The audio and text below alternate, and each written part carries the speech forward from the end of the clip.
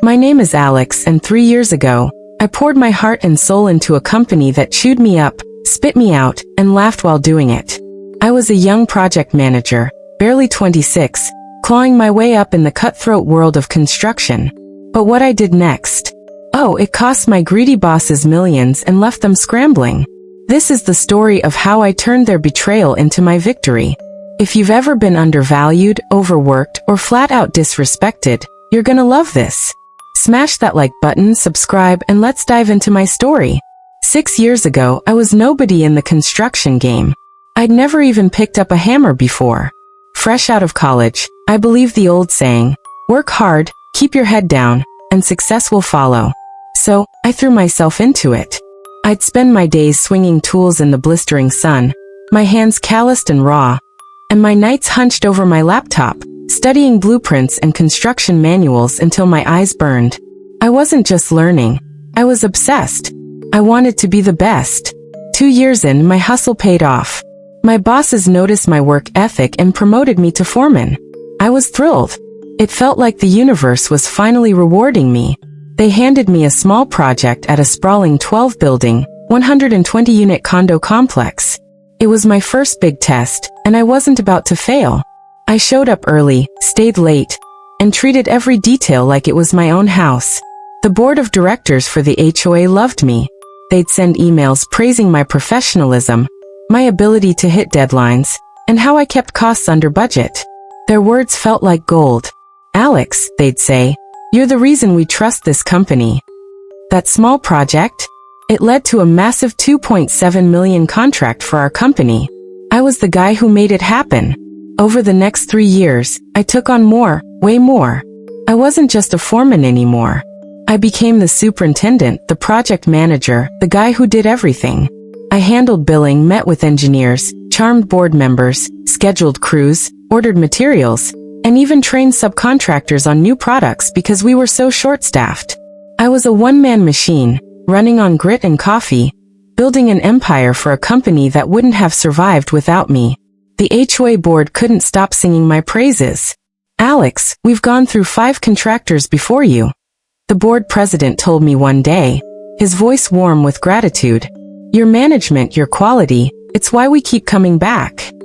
My chest swelled with pride. I was good at this. Damn good. And when the board hinted at a new $3 million project in the same complex, I knew I was the reason we were even in the running. But here's where it gets ugly. A year earlier, my bosses had promised me a raise. You're doing great, Alex, they said, clapping me on the back. Keep this up, and we'll take care of you. I believed them. I trusted them. So I kept grinding, giving them everything I had. But when I finally sat down with them to ask for what I was owed, I got a slap in the face instead. The office was quiet that day, the kind of quiet that makes your stomach churn. I sat across from the owners, my palms sweaty, my pitch rehearsed. I laid out my case. The $2.7 million project, the glowing reviews, the new bid we were chasing. I've earned that raise, I said, my voice steady but my heart pounding. The older owner leaned back in his chair, his lips curling into a smirk. Alex, he said, like he was talking to a kid. The experience you're getting here is worth more than any raise. You're learning, aren't you? I froze. My throat tightened. Learning? I was running their entire operation. I was the reason their bank accounts were fat, and they were telling me my experience was my reward? I managed a tight nod, stood up, and walked out, my face burning with anger. Inside, I was screaming. It got worse. At the company's year-end meeting, they had the nerve to brag about the profits from my project.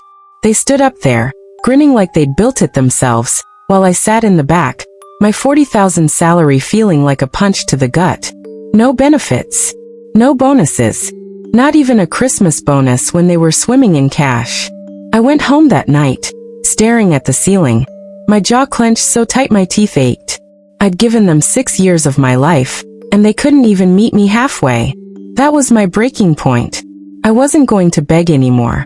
I wasn't going to be their doormat. I opened my laptop, polished my resume, and set it to public. Within days, a headhunter reached out. Then another. And then, an offer that made my heart race. $80,000 a year. Full benefits. 28 days of PTO, including holidays. A company laptop, Wi-Fi in my truck for on-the-go billing, an 80 per diem for out-of-state projects, and a 100 matching 401k for 3 years. Plus quarterly bonuses. I'd be working in an office, not sweating in the field, with my own truck to boot. It was everything I'd earned and more.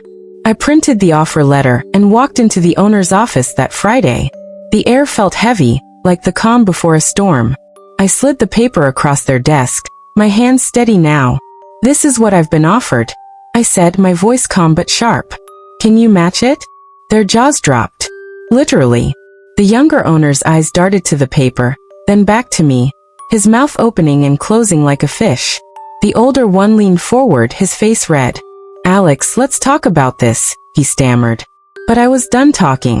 I'd been talking for a year, and they hadn't listened. I didn't stop there. I called the HOA board president, a man who'd become a mentor of sorts, and told him I was resigning. His voice cracked over the phone. "Alex, you're leaving?" he said, disbelief dripping from every word. "You're the backbone of this project." He demanded a meeting with my bosses, warning them that the new $3 million project was in jeopardy without me. The board had trusted me, not the company. I wish I could have seen their faces when that call came in. The owners scrambled, offering me a half-hearted raise, but it was too little, too late. They didn't have anyone to replace me. No one else knew the project, the board, or the subcontractors like I did. I'd built their empire, and now I was walking away, leaving them to clean up the mess. As I packed up my desk, I felt lighter than I had in years. The weight of their greed, their disrespect, was gone. I'd given them everything, 6 years of sweat, late nights, and loyalty, and they'd thrown it back in my face. But now I was the one in control. Looking back, I don't feel guilty. Not one bit. They had their chance to do right by me, and they chose to be greedy. Karma's funny like that. It always finds a way. I'm starting my new job next week, and every time I think about the chaos I left behind, I smile. Justice feels good. If this story made your blood boil and your heart cheer, hit that like button and tell us in the comments.